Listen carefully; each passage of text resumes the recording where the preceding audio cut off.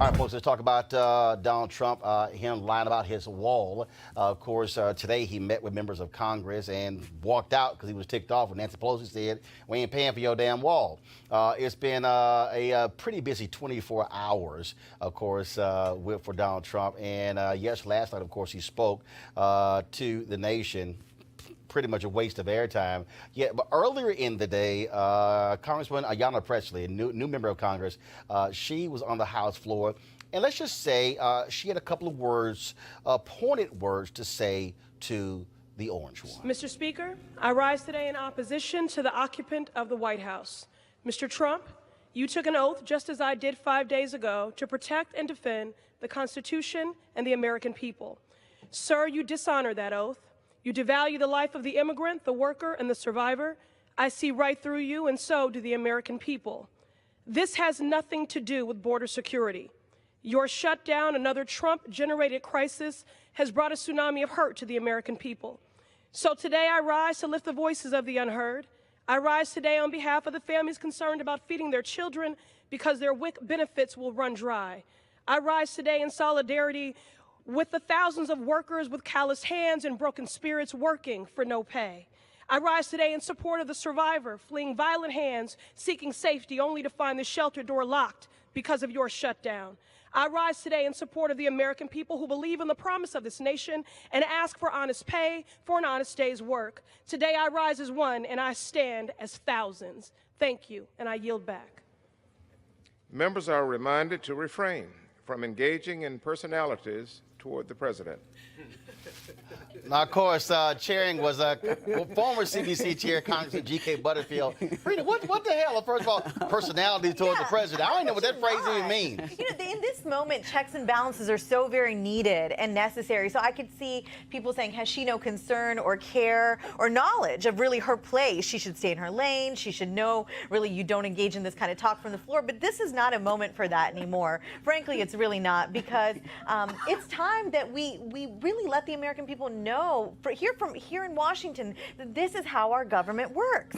And I really like that she spoke truth to power. She used her role as an elected representative to say something that concerns her about another branch of government that she's able to check on. So yes, she's one voice in a very large House of Reps, but it's good that she did it.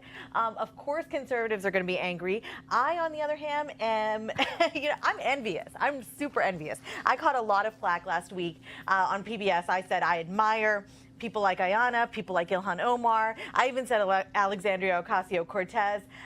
These women, gosh, I wish at least one of them were Republican. Just all of them are Democrats. And I haven't got one to say, here's a conservative woman. So, I'm in this moment very concerned about women from across the U.S., women across the ideological spectrum being represented in our government. But we should call a spade and say she's super impressive. I have heard in the past from conservative that she is probably the most impressive of the youngest new crop of progressive young female Democrats that were elected. Only one point I would argue with you is that they still need Speaker Pelosi. She holds that power to fundraise. First of all, she ain't going anywhere. Come on now. They need her First of all, she's not going anywhere. Look, the reality is this, and all that talk, that's great. Do you honestly think the people in Peoria, I always talk because that's middle America, understood what Butterfield said? They don't care. I mean, he said... I'll choose East St. Louis before I choose. All right, let's pick East St. Louis. I went to school in St. Louis. A lot of good friends in East St. Louis. There you go. They don't care. They don't have no idea what the procedure was, nor do they care. And they probably didn't even know who he was. They sat there and heard, and this is what First of all, you know GK was agreeing with her, well, but because he was the presiding chair, he had to make the statement. But the bottom line, he was like, "Yeah, go ahead, girl, go ahead, keep saying that thing." And don't get me wrong.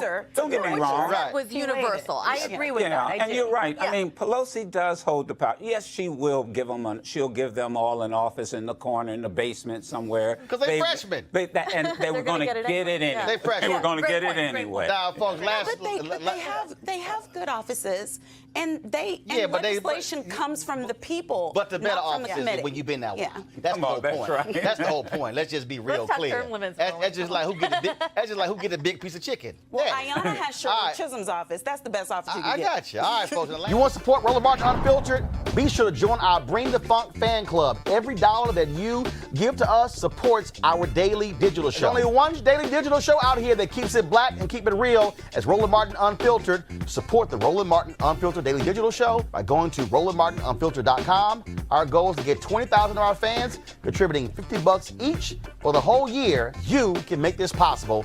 RolandMartinUnfiltered.com.